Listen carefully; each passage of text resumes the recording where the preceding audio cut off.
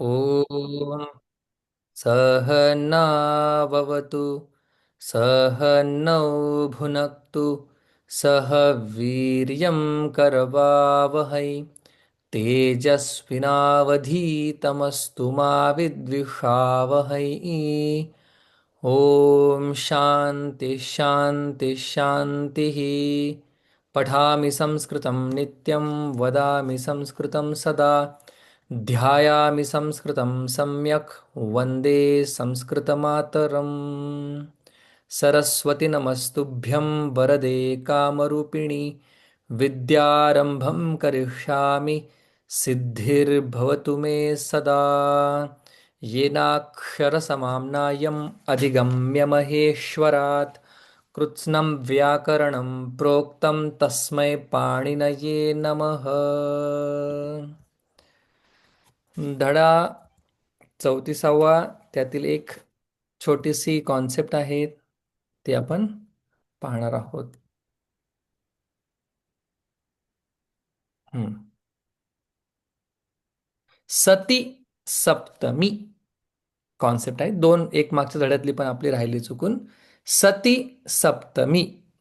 अ, थोडक्यात सांगायचं म्हणजे अ, ज्यावेळी ज्यावेळी दोन क्रिया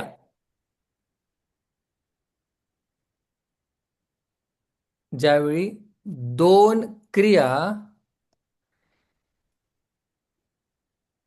होत असतात त्या वेळी सती सप्तमी वापरली जाते. सती सप्तमी. सती सप्तमी म्हणजे सती हा शब्द त्याच्यामध्ये येतो म्हणून त्याला सती सप्तमी म्हणतात. सती सप्तमी. मग आपण जो वरती प्रत्यय वापरला त्याच्यामध्ये सुद्धा काय सती सप्तमी होते, आहे का नाही? सती सप्तमी आहे त्याच्यामध्ये सुद्धा काय होतं, दोन क्रिया एकाच वेळी होतात. ऐका ऐका, आपण जो वरती वापरला होता शत्रू प्रत्यय, त्याच्यामध्ये काय होतं, एकाच वेळी दोन क्रिया होतात. राम गच्छन खादती, है ना? गच्छन जाण्याची क्रिया, जात असताना खातो. ठीक आहे. मग इथे पण काय होतंय, दोन क्रिया एकाच वेळी होत आहेत. नाही, याच्यामध्ये थोडासा बारकावा आपण आता बघूया. तुम्हाला सांगितल्यानंतर माझ्या डोक्यात आला. एक म्हणजे या क्रिया दोन एका वेळी होतात असं नाही, खरं सांगायचं म्हणजे.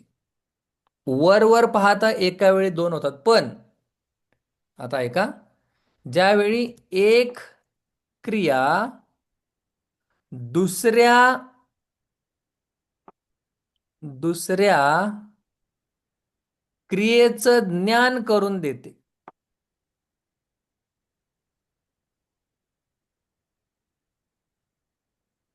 देते तेव्हा काय होतं, सती सप्तमी होते. आता अजून स्पष्ट झालं.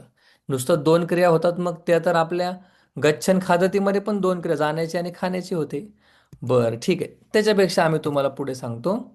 एक क्रिया दुसऱ्या क्रियेचं ज्ञान करून देतं, किंवा त्याला संस्कृतमध्ये असं म्हणतात, एक क्रिया दुसऱ्या क्रियेची द्योतक आहे.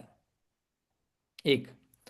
आणि आपण जो वर पाहिला होता, रामः गच्छन खादे, त्याच्यामध्ये एकच करताय, है ना? रामच जाणार आहे आणि रामच जात असताना खाणार आहे. पण या सती सप्तमीमध्ये काय होतं, दोन वेगवेगळे करते आणि वेगवेगळ्या क्रिया असतात. दोन करते आणि क्रिया सुद्धा काय असतात, भिन्न असतात. आता एकदम स्पष्ट झालं, उदाहरणावरून आपल्याला पूर्ण कळून जाणार आहे. भिन्न असतात, बघा. आणि मुख्य राहिलंच. आणि पहिल्या क्रियेमध्ये इथपर्यंत क्लिअर आहे? हो. हा. पहिल्या क्रियेमध्ये काय, कर्त्याची पहिल्या पहिल्या पहिल्या क्रियेमध्ये कर्त्याची आणि तो जो प्रत्यय आहे, शत्रू म्हणा किंवा शानच, शत्रू म्हणा शानच म्हणा, तर त्या शत्रू प्रत्ययाची सप्तमी विभक्ती होते. अरे बापरे. मग तो तर आहे कर्ता, कर्त्याची प्रथमा व्हायला पाहिजे. तुम्ही सप्तमी का करताय? तेच आम्ही तुम्हाला सांगतोय. या सती सप्तमीचा नियमच असा आहे की कर्त्याची प्रथमा व्हायला पाहिजे खरं तर, पण त्याची सप्तमी विभक्ती होऊन जाते. शत्रुप्रत्ययाची सप्तमी. मग पहिल्या क्रियेमध्ये जो कर्ता आहे आणि शत्रुप्रत्यय आहे, त्या प्रत्ययाची काय करावी? सप्तमी विभक्ती करावी. आता सोपं आपण घेऊया करता. राम राम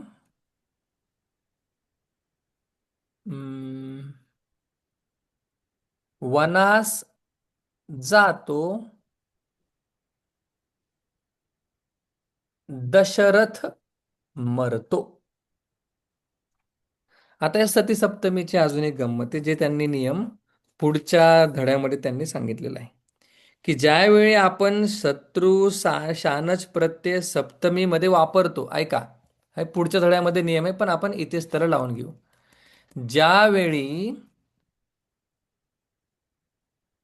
ज्यावेळी हे शत्रू आणि शानच, शत्रू आणि शानच, ज्यावेळी शत्रू आणि शानच हे या सती सप्तमीमध्ये येतात. सती बरेच तर नियम झाले, मला नव्हतं वाटलं एवढे असतील. सती सप्तमी मध्ये येतात तेव्हा ते समयसूचक शब्द बनतात.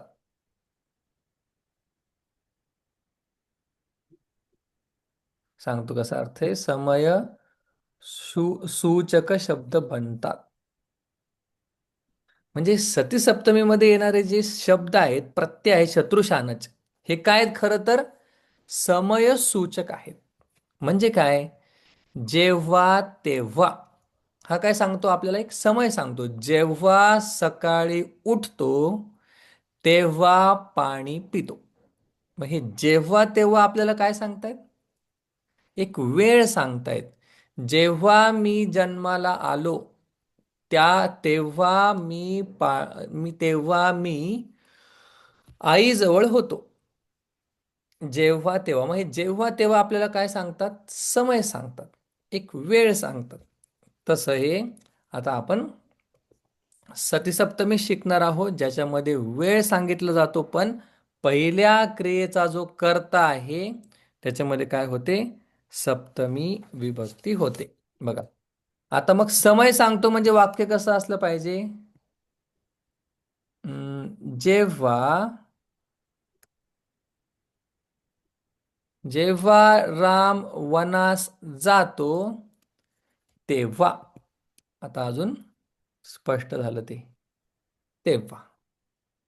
मग आता राम वनास जातो ही जी क्रिया आहे, बरोबर, पहिली जी क्रिया आहे ती काय करते? आपल्याला दुसऱ्या क्रियेचं ज्ञान करून देते. म्हणजे राम वनास गेला आणि दशरथ मेला. मग जर कोणी विचारलं दशरथ कधी मेला, आपण काय सांगणार? जेव्हा राम वनात गेला तेव्हा मेला. म्हणजे दशरथाच्या मरण्याची क्रिया जी झालेली आहे त्याचा द्योतक, त्याचं ज्ञान कोणत्या क्रियेने करून दिलं? राम वनास गेला या पहिल्या क्रियेने करून दिलं. म्हणून ही जी पहिली क्रिया आहे त्याच्यामध्ये कुठली विभक्ती होते? सती सप्तमी होते. म्हणजे राम हा जो कर्ता आहे, ओके, राम त्याची होणार सप्तमी. रामे वने गच्छति, बिकॉज भगवती गच्छत गच्छति, रामे वने गच्छति सती. अर्थ सांगताना बोलताना, जेव्हा राम वनास गेला, रामे वने गच्छति सती, दशरथ दशरथ मृत. मृतः भूतकाळ झालं. मरतो, मेला असं पण म्हणू शकतो, पण आपण मरतो घेऊया. दशरथः म्रियते. बघा, रामे वने गते सती. सत्य दशरथ हं? म्रियते. मग ही गच्छती कुठली विभक्ती आहे? सातवी. हा गच्छती धातू नाहीये. हम्म. बरोबर. ते शत्रू प्रत्ययान्त रूप आहे. आणि बघा, कर्त्याची, कर्माची आणि त्या प्रत्ययाची कुठली विभक्ती झाली? सप्तमी. आणि हा सती शब्द आलाय. सती शब्दामुळे काय झालं?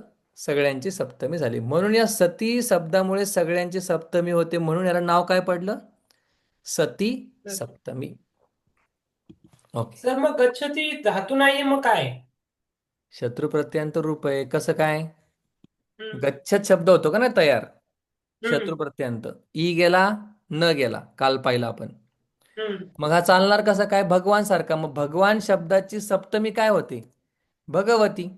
मग गच्छत हम्म. शब्दाची सप्तमी काय होणार? गच्छती. कळलं का? हम्म. हा ई गच्छती. ई ई रस्व आलाय ना, ई रस्व. कारण की पुल्लिंग आहे म्हणून इरस्व. हम्म. मग रामे वने गच्छती सती. अजून बघूया आपण. सीतायाम. जरा अवघड होऊन जाईल, सोपच बघूया. पुल्लिंगच बघूया. कृष्णे. ओके. अर्जुने युद्धे जयति सती कृष्णः कृष्णः आल्हादयति, आनंदित होतो. अर्जुन युद्ध जिंकल्या असता कृष्ण आल्हादयति, आनंदित होतो. प्रसन्न भवती. मग आता या ठिकाणी जयती ही सुद्धा काय आहे? सप्तमी विभक्ती आहे. कशामुळे झाली ती सगळी? सती सप्तमी, याचा वापरच असा केला जातो. आणि काय सांगता आपल्याला? जेव्हा तेव्हा समय सूचक अर्थ आपल्याला सांगतात. सती सप्तमी कुठे होते? पहिल्या क्रियेमध्ये, कर्ता कर्म आणि शत्रुप्रत्यय तिघांमध्ये सुद्धा काय होते? सप्तमी विभक्ती होते. अर्जुने युद्धे जयती सती. अर्जुन युद्ध जिंकला असता कृष्ण खुश होतो. मग आता हा कृष्ण खुश होतो, ही जी क्रिया आहे खुश होण्याची, ही क्रिया कधी झाली असं जर कोणी म्हटलं, तर आपण काय म्हणणार? अर्जुन युद्ध जिंकल्या असता कृष्ण काय? कृष्ण आनंदित झाला. म्हणजे कृष्ण आल्हादयती ही क्रिया समजण्यासाठी आपल्याला कोण द्योतक ठरलं? अर्जुन युद्ध जिंकला. कळते? हो. ठीक आहे. सती सप्तमी. अजून एक विषय आपला राहिला होता, तो म्हणजे असा स्मचा. बघा, स्म. स्म म्हणजे वर्तमान काळाचं भूतकाळ करण्यासाठी. वर्तमान काळाचं भूतकाळ करण्यासाठी आपल्याला जो एक शब्द आहे तो आहे स्म. बघा, स्म म्हणजे वर्तमान काळाचा भूतकाळ. किती सोपं आहे. मग आता वर्तमान काळाचे आपण किती रूपं पाहिलेत? परस्मै पदाची, आत्मनेय पदाची, अशी 9 18 रूपं पाहिलेत. बरं, आपल्याला अजून बघायचेत भरपूर, आपण थोडीच पाहिलेत. तसा आजचा भूतकाळ, उद्याचा, सॉरी, कालचा भूतकाळ आणि 10 वर्षापूर्वीचा भूतकाळ, असे वेगवेगळे भूतकाळ सुद्धा आहेत 10 लकारांमध्ये. ठीक आहे. तर वर्तमान काळाला सहज भूतकाळ करण्यासाठी, सहज भूतकाळामध्ये रूपांतर करण्यासाठी वापरतात.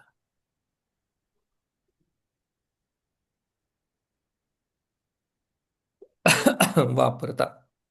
बघा, जसं रामः वनं गच्छति. राम वनास जातो. याचा अर्थ काय? तो जातोय. ठीक आहे. हम्म. मग आता ह्याला फक्त स्म लावलं. त्याचा अर्थ काय झाला? राम राम वनास वनात गेला. गेला. म्हणजे अगच्छत लिहा काय किंवा गच्छती स्म म्हणा काय, दोघांचा अर्थ सारखा. अजून एक वाक्य पाहूया सोपं. सी सीता हम्म, पंचवटीं गच्छति.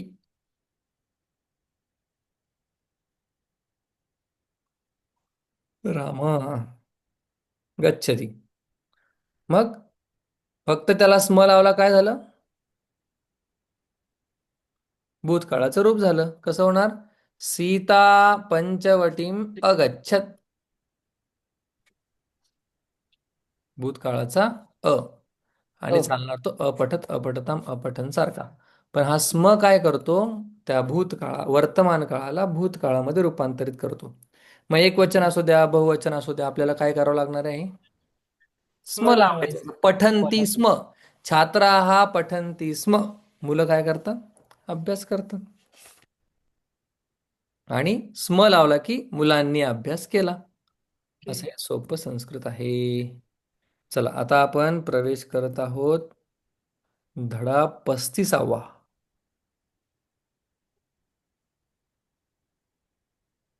अभ्यास 35. हम्म या 35व्या धड्यामध्ये नदी शब्दासारखे अनेक शब्द येणार आहेत. नदी, नद्यौ, नद्यः, नदीं, नद्यौ, नदीः, नद्या, नदीभ्यां, नदीभिः, नद्यै, नदीभ्यां, नदीभ्यः, नद्याः, नदीभ्यां, नदीभ्यः, नद्याः, नद्योः, नदीनां, नद्यां, नद्योः, नदीषु. असा नदी शब्दासारखे इतर अनेक शब्द येणार आहेत. त्या शब्दांचे आपण आता पटापट अर्थ पाहूया. कुमारी म्हणजे काय? तरुण मुलगी, लग्न न झालेली तरुण मुलगी. बर. गौ अविवाहिता. हा दुहिता. अविवाहिता. ओके. अविवाहिता. गौरी. गौरीचा अर्थ पार्वती. हा सुद्धा काय आहे?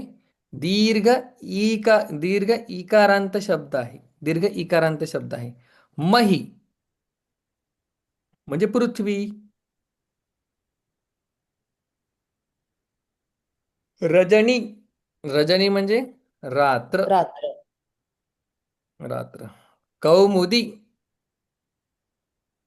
म्हणजे चंद्र. प्र कौमुदी असते. हम्म. प्राची. हे आपण खूप पूर्वी पाहिलं होतं. प्राची म्हणजे पूर्व. प्रतीची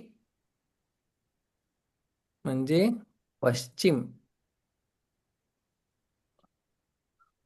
उदीची म्हणजे उत्तर. महिषी म्हणजे हे दोन अर्थ आहेत काय याचे? राणी आणि म्हैस. हम्म. राणी पण अर्थ आहे, बापरे. आणि म्हस, म्हैस. गावाला राणी म्हस. आणि सखी म्हणजे मैत्रीण. पुत्री भरपूरच दिलेत त्यांनी. पुत्री मोठी म्हणजे मुलगी. दासी म्हणजे सर्वंट पण स्त्रीलिंग. सेविका. वापी. वापी म्हणजे तलाव. वापी हे एक काय आहे? शहर आहे गुजरात मधलं. वापी. हम्म देन पुढे कमलिनी. कमलिनी म्हणजे कमळ. कमलिनी म्हणजे कमळ. कमलिनी सगळे दीर्घ ई आहेत.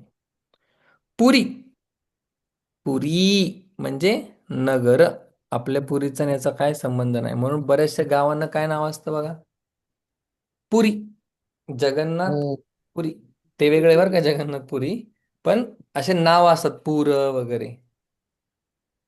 नगर, नगरी याचा सुद्धा अर्थ काय होतो? नगर. नगरच होतो.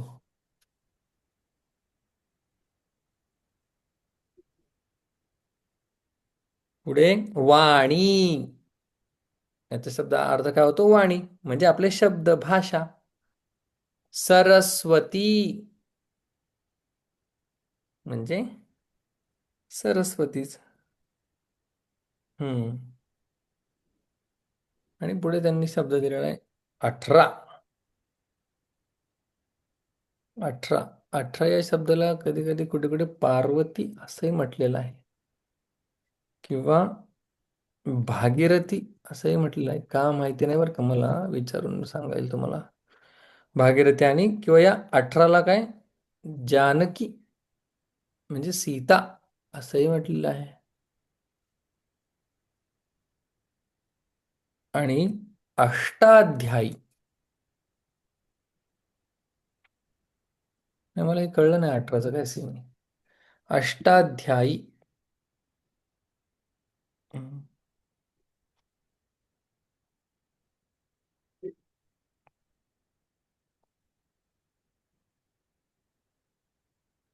हम्म, ठीक आहे.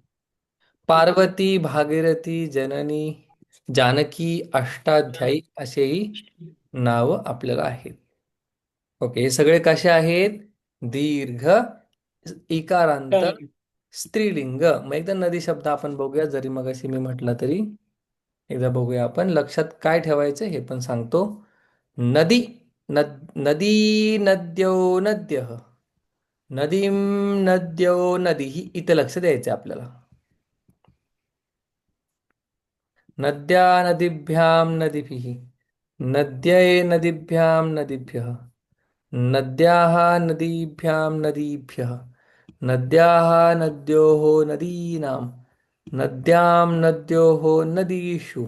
मग इथं लक्ष द्यायचं आपल्याला. रस्व झालाय तो. हे नदी, हे नद्यौ, हे नद्यः. तसे कुठलेही शब्द चालतील.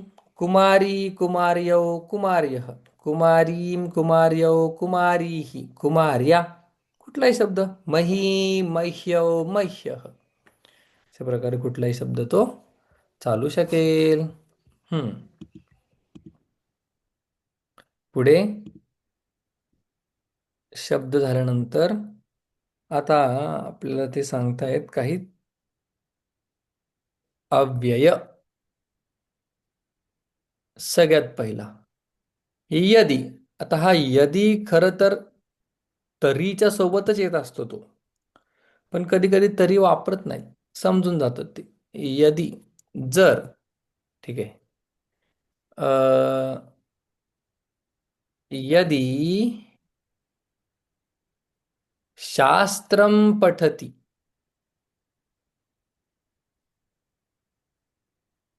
शास्त्रं पठति तर्हि ज्ञानम् अधिगच्छति.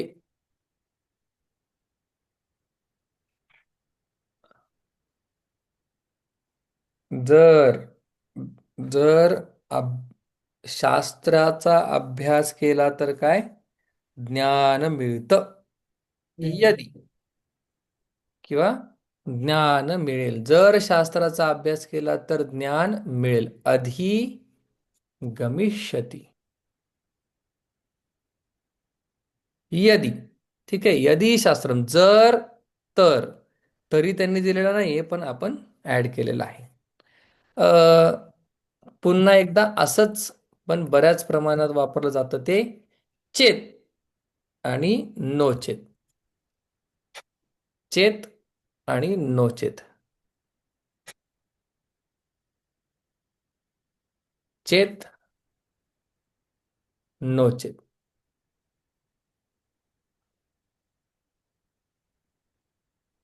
जर आणि नाहीतर. बघा, धनम अस्ति चेत यापयतु.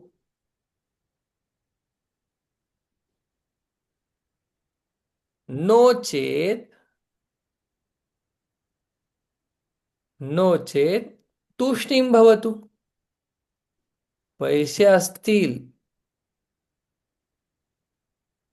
तूष्णीं भवतु.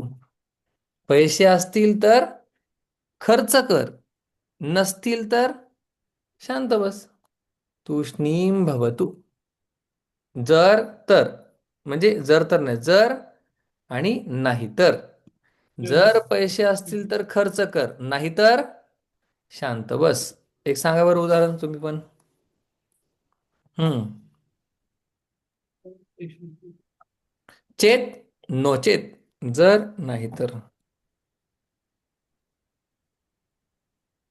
तर एखाद्या गोष्टीचं माहिती असेल तर आपण म्हणतो ना, बोलावं नाहीतर गप्प बसावं असं. हम्म. ज्ञानम अस्ति चेत, ज्ञानम अस्ति चेत वदतु. नो चेत मा वदतु. ज्ञान असेल तर बोल. हा, ज्ञानम अस्ति चेत वदतु. नो चेत मा वदतु. नको तुम्ही बोलू. लिखतू पण म्हणू शकता, नो चेत लिखतू. ज्ञान नसेल तर लिही, असे तुम्ही म्हणू शकता. नो चेत, चेत, नो चेत.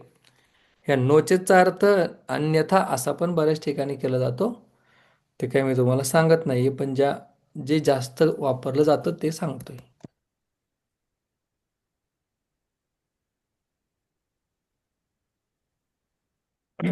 तिसरं काय सांगतायत? यतोही. येतोय. यतोही म्हणजे कारण की.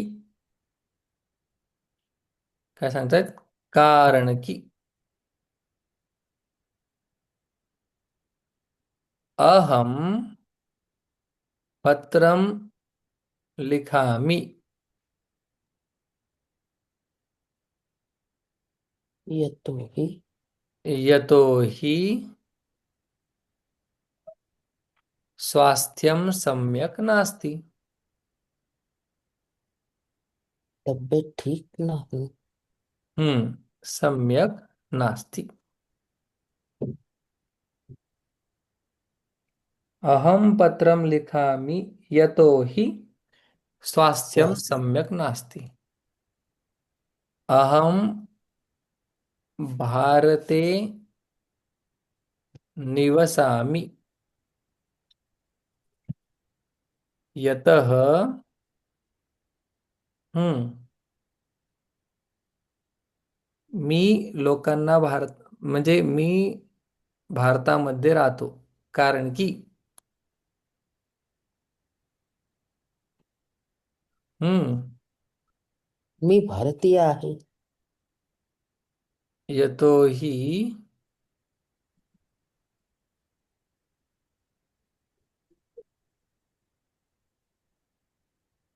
अहम भारतीय अस्मि.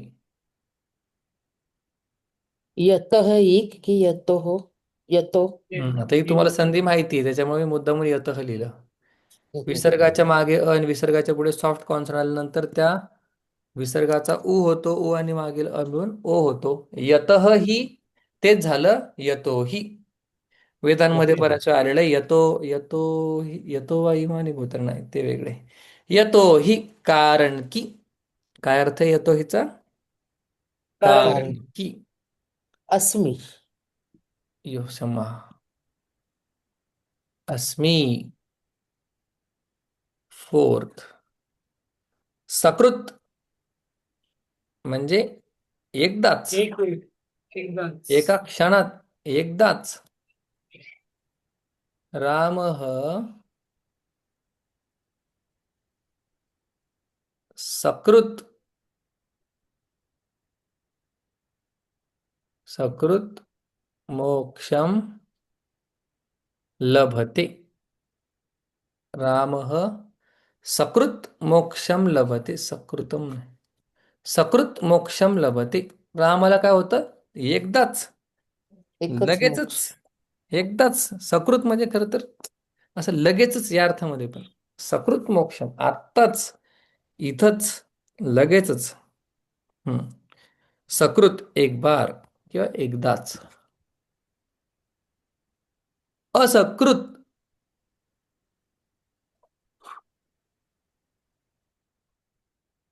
असकृत म्हणजे अनेक वेळा, अनेकदा म्हणजे एकदा नाही, म्हणून त्याच्या अनेक पुढे असकृत आलं. अनेक वेळा.